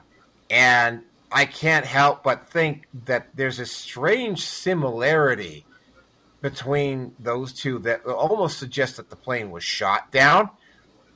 I found that really I also found that very interesting because one of the other things that occurred with this is the fact that, it's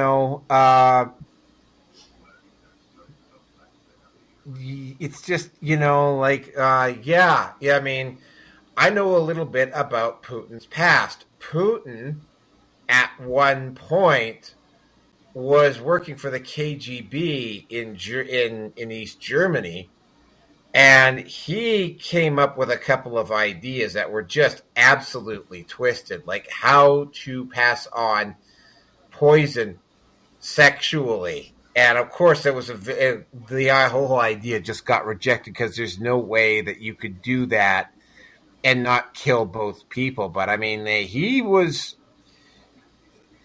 a ruthless motherfucker. Now, Zelensky, on the other hand, is a globalist puppet There's human trafficking going on in the Ukraine. The Azov Battalion and some other right-wing paramilitary groups were allowed to pretty much run around East Ukraine and commit atrocities for months before the Russians stepped in.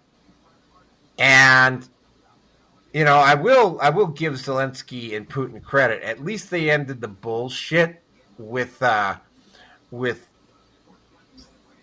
COVID, which was really starting to get out of hand. But I mean, it was just like, wow,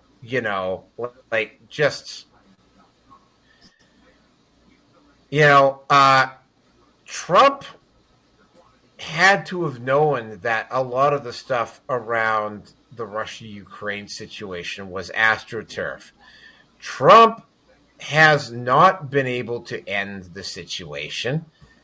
I also got to point out that it was the Biden administration that blew up in all likelihood, it was the Americans that blew up the Nord Stream pipeline in the North, in the Baltic. And of course, Western Europe is now got no other choice but to buy their gas either from, because Russia's the closest available market for it. They're having to buy it from Russia because Russia is a more stable resource than, say, the Middle East is. And Donald Trump, and I suspect this isn't just a morality move by Trump, but Trump has pretty much laid it out for the members of NATO, whom, by the way, in particular Germany and France and Britain as well now under Keir Starmer, have been doing everything they can to poke the Russian bear into starting a war. And Trump is trying to end this, and it's like he's like going, well, you know what? Like, maybe it's like you guys need to stop buying oil and gas from Russia. And like you need to get it elsewhere, like from the Middle East or something, or Nigeria or some other place, or Canada. By the way, Carney and any liberals that I'm talking to, where do you get your oil and gas from right now? You get it from Alberta. And how are you getting it out there right now? You're having to do it via rail car, when a pipeline would probably have been very, very useful to Canada right about now. But no, Justin Trudeau and now Mark Carney have to have their green whatever and block pipelines, which, by the way, is one of the reasons why Alberta is pushing for independence from Canada. So this is just like, as you can clearly see, as I'm stepping further and further away, this whole thing is just cannonballing or dominoing. Hold on. You're right. This whole thing is just dominoing out of control. And Trump is, at least from all appearances, attempting to come up with a solution. And he is not getting a whole lot of support from the other members of NATO. And again, it could just be optics. But I mean, again, Trump's a pretty good guy at being able, he wrote a book called The Art of the Deal. Trump is very good at working out deals, right? And I have noticed that this time around, he seems to be a lot more familiar with the apparatus of government and hiring the right people and bringing in the right people to support him, as opposed to just listening to what the advisors have been telling him. So, he is trying to come up with a solution here, and he has to come up with a solution for a very good reason, right? And that reason is that if World War III breaks out between, say, the BRIC nations and the West, there's a very good possibility that if one side actually starts to lose, they will resort to using nuclear weapons. And once nuclear weapons have been deployed, there's no telling how far it's going to go. So you have another mutually assured destruction scenario here. And for any of the fucking idiots who keep saying, making excuses, oh, well, only 10% of the Russian nuclear missile arsenal works. Well, and I believe Roger remembers this as well, at the peak of the Cold War, there were enough nuclear warheads between the United States and just between the United States and Russia that the world's population could be killed 40 times over. 30, I think it's 30 or 40 times over. So if only 10% of the nuclear arsenal is available in both of those countries, the world population can still be killed, but it's only 3 times over, right? Yeah. So yeah, I mean, I'm absolutely certain that you're all really reassured by that. So you can only die 3 times now instead of 40 times if a full-scale nuclear war happens. And by the way, the moment one side starts to lose, the nuclear option becomes viable. Yep. Right? And Trump is definitely aware of this, and he's basically trying, I mean, I'm not trying to make excuses for the guy, but I mean, he clearly understands that and is trying to do what he can to avoid having it go that far. Fortunately, the Ukrainians gave up all their nuclear weapons, so it's grateful for that happening. But wow, man,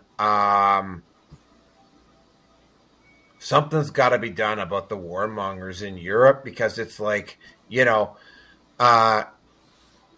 it only, I mean, because I'm familiar with the early history of both the early history of World War II and the early history of World War I, and it only took one particular nation to suddenly decide that they weren't going to allow their diplomats to resolve the issue for things to boil out of hand, right? Like Kaiser Wilhelm, the diplomats during the whole Russia-Austrian thing, before the start of World War I, were really working hard to come up with a diplomatic solution. And Kaiser Wilhelm basically tossed the table over because the Germans at that point actually had a military plan which would have enabled them to win. And they thought, and part of that strategy, my understanding is part of that strategy with Wilhelm, was in order for them to win, though, they had to act quickly. So they had to sabotage the political process to do it. It only takes one bad player in the international community to decide to not allow the diplomats to solve the problem. And you have World War III.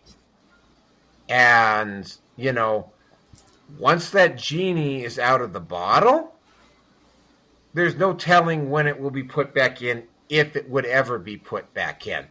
And with that, I'm going to turn it over to Roger. Yeah, I just finished doing a show with Ed Worthy, and we finished up Roger's Real Time Talk Show event, and that deals with political history. And we had just done political history in Europe, starting from the French Revolution all the way up until currently what's going on with the EU.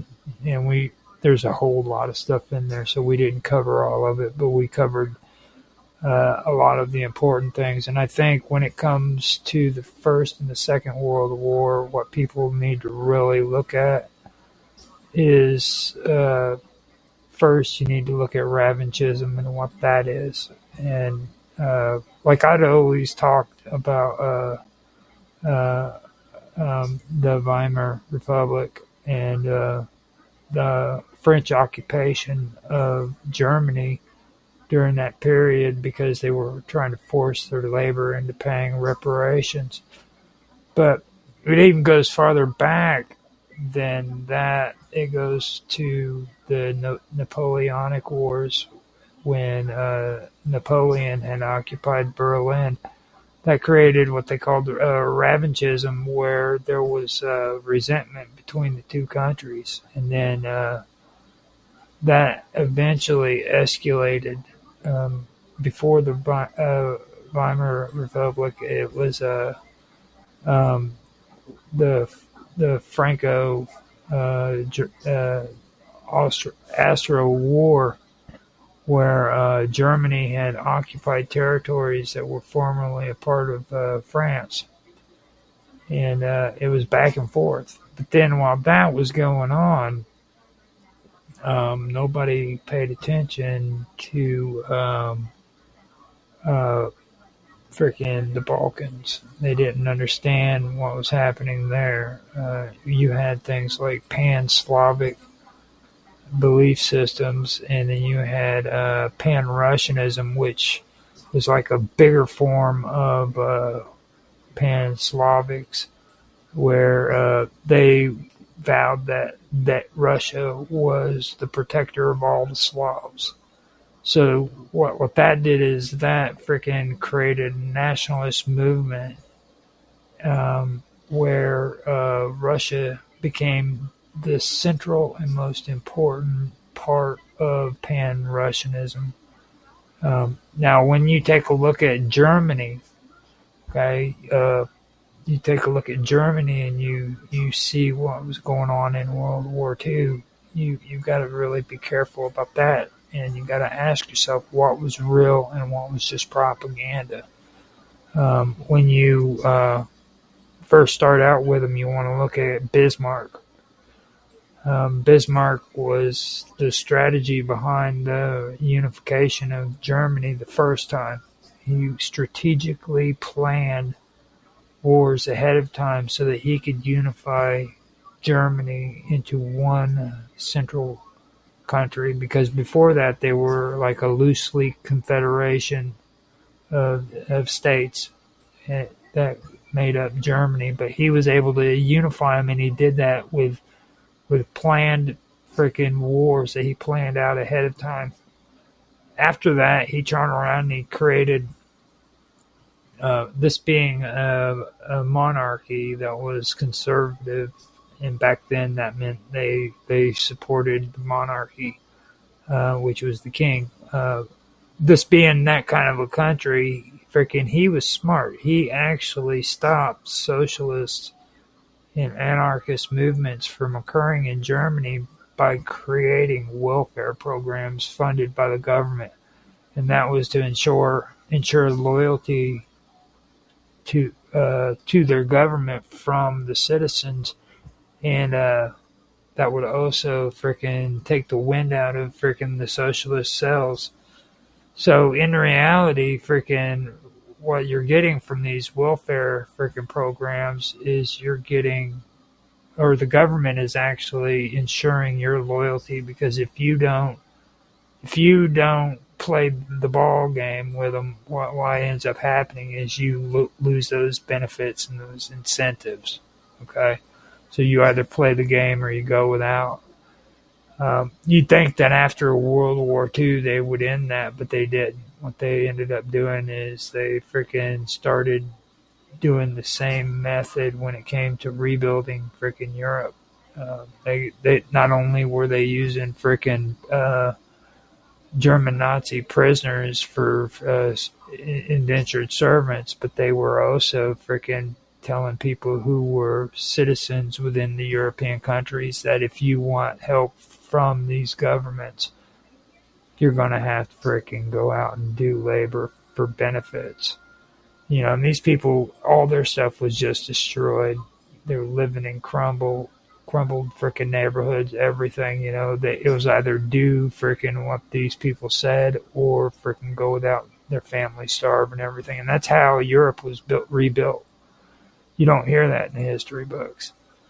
You also don't hear that in the history books where the EU was founded because of the frickin' coal and steel community.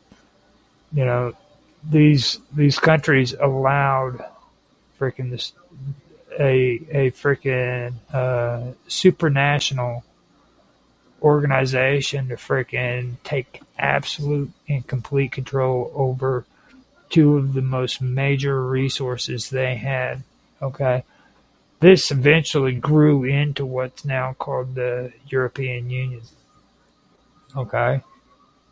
And it expanded, of course.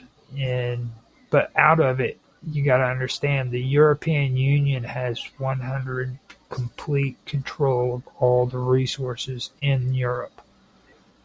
So they control it. And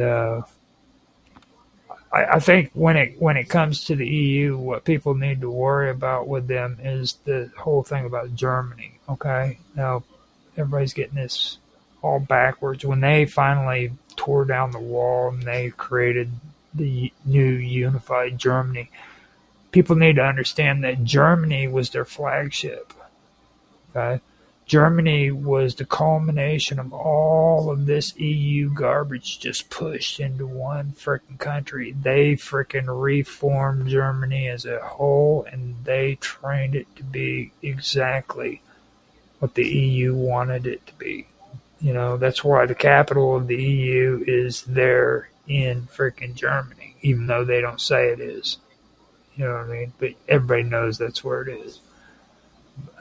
So Germany became freaking basically the flagship of the EU, and that's why everybody freaking listens to Germany, and that's why France, even though it has the biggest economy that the EU freaking bleeds off of, is now freaking got a no confidence vote on their freaking government. There's all kinds of stuff going on over there, and guess what? Here's Trump sitting there saying, look, man, you know, you need to do this, you need to do this, you need to do this. And guess what the EU's doing? They're freaking going in front of one another, and they're saying, this is what we're going to do, and this is what and all they're doing is saying they're finally actually doing what freaking Trump wants them to do. You know, and that's something that I find odd. That's the first time since freaking Trump's been in office they've actually started wanting to do what Trump says to do. It's because shit's hit the fan, and they need to start getting serious about shit. They thought that they had this freaking armor on them that was impenetrable. But come to find out, after all those years of freaking migrant workers being freaking shipped in since World War One, and the EU expanding, it created a freaking chink in the armor. So now, all of a sudden, everything was taken care of, but that immigration problem, you know, and now it's coming back to bite them in the ass. So crazy things are going to happen. Crazy things are going to happen. I'd love to tell you things are going to be sunshine and freaking peachy keen and the world's going to be great because we're going to make it all work out. But that's not the case, man. There's a lot of shit coming down the pipeline. And all I can say is freaking get your guns and get ready because there's going to be a war coming.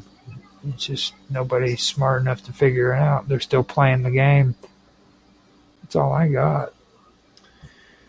Yep, it's gonna be very interesting. I mean, again, right? Clearly, Trump had to do something about how the Europeans were almost continuously poking the bear to try and prod something, and Putin has been keeping his people in line so far. The only one is Putin cannot at some point, right, if they keep doing it enough, right, like there's going to be enough pressure put on Putin, and he's going to hold on a second, he's going to change his mind, or he'll get removed, right? So the whole situation there is, I mean, it's like, yeah, Trump had to do something in the end. He has to get this settled out, right? A war with Russia is still mutually assured destruction. The warheads are still in their silos, And the moment that one side or the other starts to lose, the nukes will fly. Right? That's what's going to happen, right? And it's like, it just blows my mind that people are too stupid to figure out what mutual assured destruction actually means. Mutual assured destruction is that everybody fucking dies. That's what fucking happens, right? And it's like, you talk to some of these fucking leftists out there, and it's like, oh, blah, blah, blah, blah. It's like, yeah, no. Mutual assured destruction.